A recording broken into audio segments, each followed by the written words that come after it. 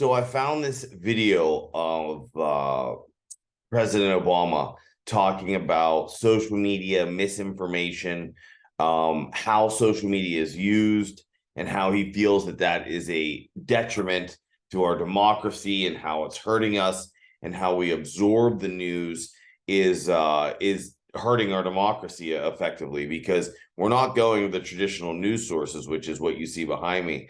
But if you go and watch my last video discussing these media resources, the reason we don't go there anymore is because we don't trust them. I do remember there's a speech online, you can Google it yourself, where President Obama talks about confusing the people. And I'm not taking this out of context, saying he's like, let's confuse people by giving them so much misinformation that they don't know what's true. I think it's, again, him discussing social media, saying people don't know what's true anymore because they're getting it from all these sources. And I think what he's missing most is we're tired of being treated like stupid children. I, for one, do not look up to politicians in any way. Just because you have a Fox 66 behind you, or I think that's a ABC or CBS 5, and that's like a ABC or CBS 3 or whatever that is, I don't care. That doesn't elevate you in my world, not at all. Politicians most certainly are not elevated in my world at all. They are meant to be servants of the people, and that is quite obviously not what they are. So I think what President Obama is missing here is why we don't go to them. If you'd been lied to over and over and over, let's say you have a friend in your life, or any person in your life, if you can think back to any person in your life that just repeatedly lied to you, and you repeatedly caught them, and they were constantly going, wait, but it was for the best intention. You don't understand. And I meant it this way. At some point, that person's no longer in your life, unless you have some major therapy that you need to go through and you've not done any of it, because people like that are just toxic mess. And effectively, the media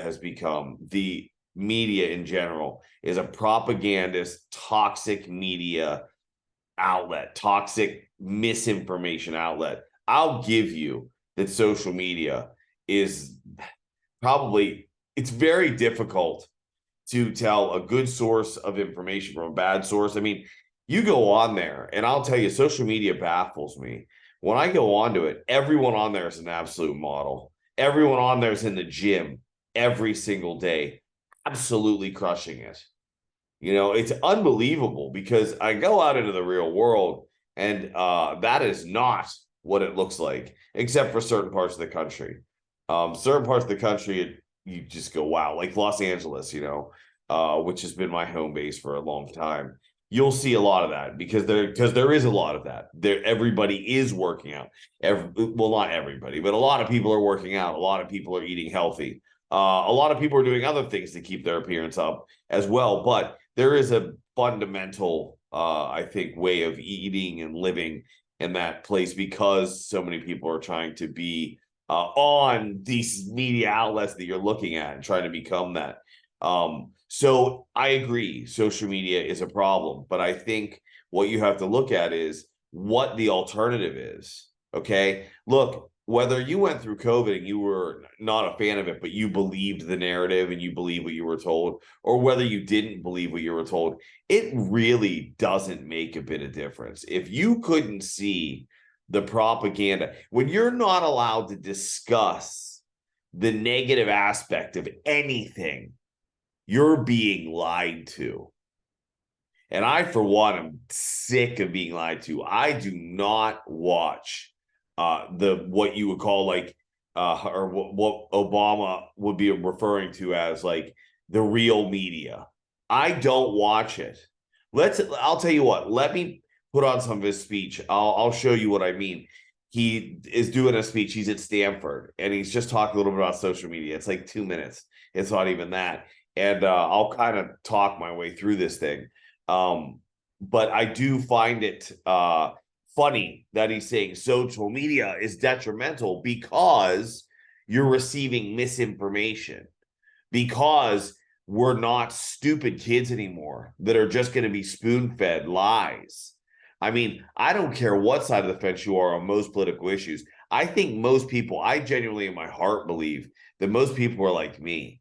They just want to hear some honesty.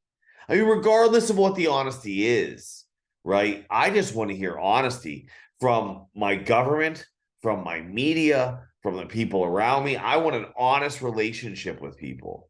You'll see with me, sometimes I'm in a polo shirt, sometimes I'm in a collared shirt, sometimes I'm in a hat, sometimes I'm not, because I feel I talked a little bit about the book, The Fall of the Public Man. I feel these costumes that we wear every day are silly. So I just show up as me, right? I cannot help it. That's just who I am. I have a great video on the fall of public man and my life kind of leading into where I'm at now, coming up through the financial industry and wearing the same suit as everybody else and behaving the same way as everyone else. But so check that out if you want to watch it. But let's take a look at what Obama is saying here. Where is it here? Nope, that is not it. That is not it.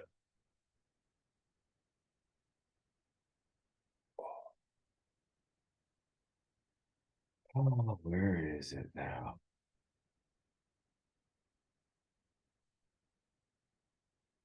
Aha. And there we are. Let's take a look. Let's take a look. Is the profound change that's taken place in how we communicate and consume information. For more and more of us, search and social media platforms aren't just our window into the internet. They serve as our primary source of news and information. No one tells us that the window is blurred, subject to unseen distortions. Now, when he says that the window is blurred, subject to unseen distortions, I hope he realizes that his window is blurred due to unseen distortions, that the person presenting the news window is blurred due to unseen distortions, your distortions. That's the problem here. If you go on right now to any article about a shooting, if it's about like a where a guy shot people up, there was a guy that shot his own family. It was like a few family members. They felt the need in the media to write the mass shooting. Killing your family is not a mass shooting. Now, the problem with writing mass shooting when a man kills his own family is that I already know a lot about you. And I know the rest of this story is going to be biased towards what you want, which is gun control. This isn't a video about gun control. I'm not discussing gun control here. I have another video where I talk about gun control. Check it out if you care to know what I think about it. But what I will tell you is this. When you write mass shooting and 3 people were killed, and it's his own family, this is more like a headline that would say, family murdered by father/husband. And if you don't write that, you've lost all credibility. All. That's one of the things. There's so much good news out there being presented properly, but this idea of narratives, you've got to stop. Big media is not going to have a place in the future world anyway, in my opinion. I believe big media is going to fall. I believe that big media, if they're intelligent, they're going to start buying up this smaller media that actually allows people to speak their mind. Because the fact of the matter is, what we're all realizing, what we all were woken up to in 2020 through, and it's continuing now, is that big media is just the voice of one man or 2 men or whoever the men are that own these companies. That's why all these people behind me, this is actually a clip of them all speaking in unison, the exact same sentences. And that's why it looks that way. So I hope Obama realizes that his view is also blurred, right? Now, I know he probably thinks his view is superior than other people's views, because this isn't a knock on President Obama. This is all of us. If you're most successful people in this world feel they are superior to others, period. That's why they're successful. They never stop. They will get up at 4:30 in the morning. They will work till 10 p.m. I'm not telling you should do that. What I'm telling you is they do have a superiority complex, which is a big driver of their success. So let's hear what else he has to say here. Subtle manipulations. All we see is a constant feed of content where useful, factual information and happy diversions and cat videos flow alongside lies, conspiracy theories, junk science, quackery. So this in itself is something extremely interesting. He says junk science, quackery, and conspiracy theories. Okay. So first, here we are flowing with the narrative again. Whee! What's junk science? Let's first off make the obvious statement that science itself is questioning the matter, the subject matter, the situation in front of you. That is science. If you question the truth or the falseness of anything, you're supposed to go in using science and evaluate its accuracy, its truth. This idea of junk, there's no such thing as junk science unless you are intentionally misrepresenting the results. And the only people I see misrepresenting the results intentionally is the ex-president and his crowd. Because look, Jethro and Billy Bob and anyone, and I use those names because I think they're funny, not fucking with anyone, out there in the middle of America thinking that the world is flat. So they're sending laser lights across as far as their eye can see. And they're saying, see, it's not round because it doesn't bump into anything, when they don't realize they may be in an elevated position shooting down. They're not assholes. They're not intentionally trying to mislead anyone. In fact, at least they're trying to do science. They're trying to prove what they say. This idea of junk science, the only junk science I've seen is the junk science that's been coming from politics and what comes out of politicians' mouths and big pharma. Lies, lies, lies. Again, once you start lying to everyone, no one is interested. Like, for example, some people watching this video would be so triggered because I'm using President Obama as an example of someone who spews bullshit that they probably have turned me off by now. They can't even listen. If you can't listen to someone that you like being judged, let me tell you that you need to realize you are a victim of exactly what I'm talking about. You are joining in on some side. There are no sides in this world. I know for me, I just want to hear the truth. That's it. The truth. It's that simple. The facts. The news used to be the facts. Man kills 3 people. Wife, children, whatever. Shooter enters Christian school in Nashville, kills X number, injures X number. Gunman in Texas. Whatever the facts are. I don't need to hear within 24 hours that you know he's a white supremacist. And by the way, the guy's Hispanic. It just baffles. Or they're a white supremacist when it's a Hispanic guy who kills a black guy. Do you realize that you have lost everything? I don't want to hear one more word out of your mouth when you say stupid shit. I don't want to hear it. No one does. And that's the point I'm trying to make in this video. Once you lie, no one has anything. No, why would anyone want to listen to you any further? Let's hear a little more of what's being said here. Honestly, this is my first time watching this video. I went and looked for a different video. I found this. I didn't even watch this first, so I don't even know where we're headed. Racist tracks, misogynist screeds.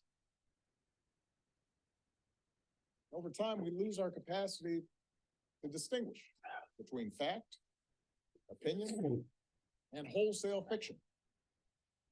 Tech platforms need to accept that they play a unique role in how we as a people, and people around the world are consuming information, and that their decisions have an impact on every aspect of society. With that power comes accountability. And in democracies like ours, at least, the need for some democratic oversight.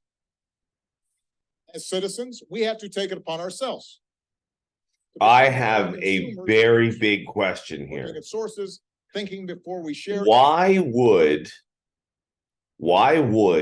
there need to be democratic oversight on people sharing their opinions? In what world, in what society is sharing your opinions need to be have oversight? What he just said effectively, and I'm telling you, I did not watch this video. I had no idea this was coming. He's talking about the First Amendment. That's what he's talking about. Your right to give your opinion. And we've watched that attempted to be stripped from people on these platforms. I haven't actually had any problems on any platforms, knock on wood, I suppose. But so now you're going to shape people's opinions and you have to monitor their opinion. That opinion's not right. How do you know? Do you know how many times throughout history an opinion, an idea has become the new fact? Who are you to decide where the next brilliant idea comes from? Anybody. Who is anybody to decide that? Makes no sense. It makes no sense. Let's see a little bit more. I'm interested in this video simply because he went from social media being filled with misinformation and cat videos to we need to strip the rights afforded to us by the First Amendment, because that is what this says. And I don't care if that's Barack Obama, George Bush. I was looking for a different video that Obama had made where he was talking about how misinformation actually distorts people's perception of the world. And if they get a ton of misinformation and they don't know who to trust, they end up trusting no one, and it causes chaos. I had no idea it was going to be this video, but this video is equally interesting to me. So let's just flow with this thing. Teaching our kids to become critical thinkers who know how to evaluate sources and separate opinion from fact. TV is a tool. The internet is a tool. Social media is a tool. At the end of the day, tools don't control us. We control them. We can remake them. It's up to each of us to decide what we value and then use the tools we've been given to advance those values. And I believe we should use every tool at our disposal to secure our greatest gift. A government of, by, for the people. Generations to come. And I hope you agree with me. I have nothing. I mean, I would agree with him. He said it's an individual choice. Make your own decisions. We should choose to use things responsibly. That in no way means that there needs to be government oversight. And I'll take it a step further. The government has no role to play here. The fact that what went on during COVID was so disgusting. I'm sorry, I couldn't stand it. I don't care what your opinion on it is. If you think that shutting down people's free speech is right, you're wrong. If you think preventing people from making a living is someone else's right, you're wrong. The fact is you don't live in their shoes. Most of the people that thought it was okay to shut down the country were either bartenders that were making more money with the country shut down, or wealthy people that it had no impact. They were swimming in their pools and taking their vacations. And so they just didn't care. And if you were young and in the service industry, and God bless you, I'll bet you that was a fun time. I wish I was like a young, wild guy during COVID. I wasn't. I was a father of one and became a father of two during it, and it was a real struggle, and that was not fun. That was not a break. I did not get any reprieve. It was difficult. It was hard. Um, we were in an 1,100 square foot house. That was not. Yeah, I'm not. I don't even want to go down that path. That was such a disgusting point in history and in my in my life. The only thing good that came out of that was that hopefully some people realized a lot of the stuff that I had realized started back in 2008 and 2009 during the first financial crisis when I watched the first biggest robbery of my lifetime. I've now witnessed the second with the COVID Relief Act or Relief Fund, or that was 1.5 trillion. The theft I watched in '08 was 787 billion, so it wasn't even 1 trillion. In fact, that's going to be my next video, is talking about those particular robberies, because that's what they were.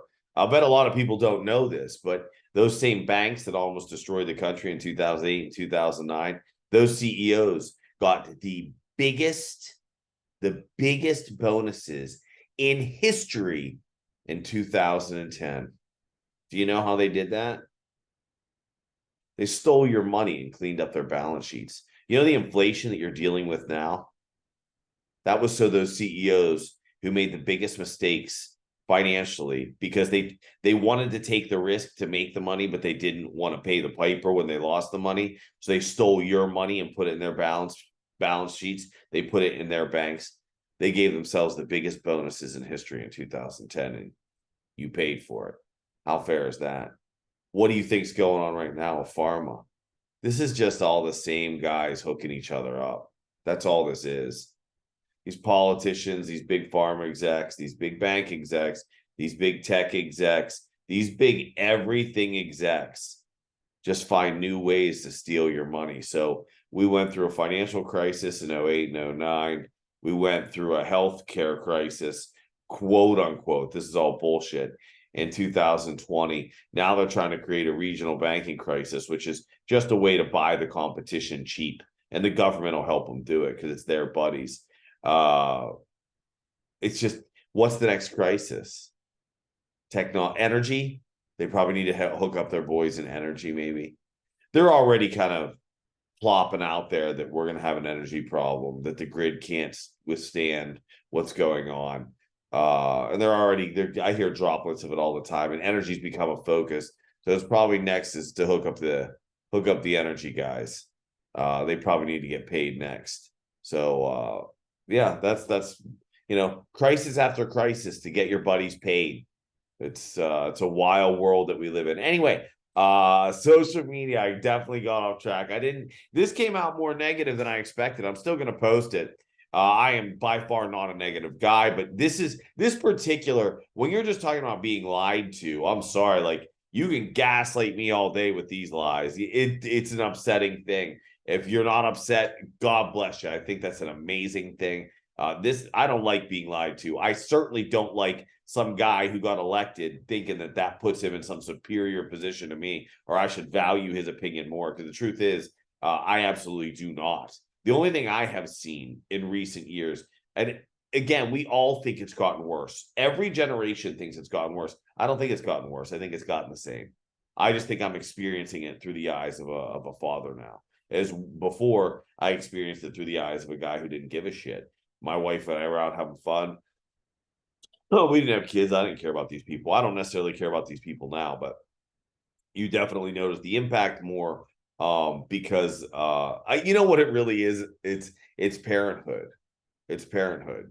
It's because every day, running your kids around and doing all that we do, it takes a lot of time and effort, and you are more tired. There's no mental downtime.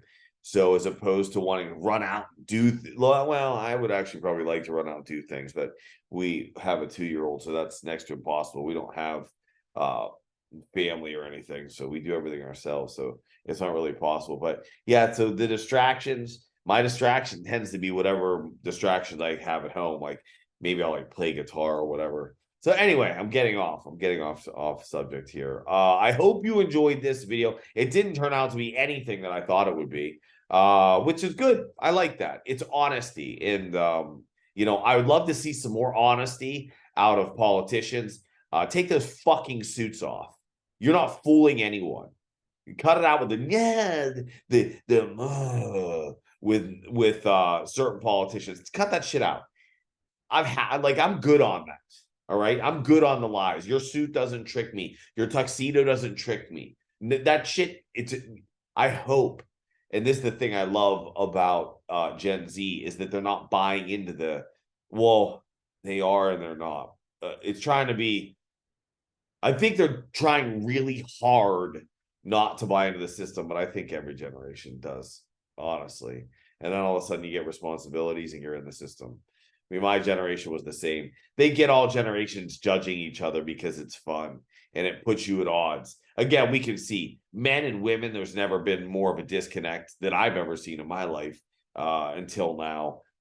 Races, they create all these race issues and gender issues, and they like to highlight this stuff. I'm not telling you this stuff doesn't exist, especially on a global scale. This stuff exists massively, but the division is funny. I actually think Gen Z are good kids. I think that they're trying their best, and my generation tried our best. So anyway, I hope you enjoyed the video. There's going to be plenty more. Thanks for watching.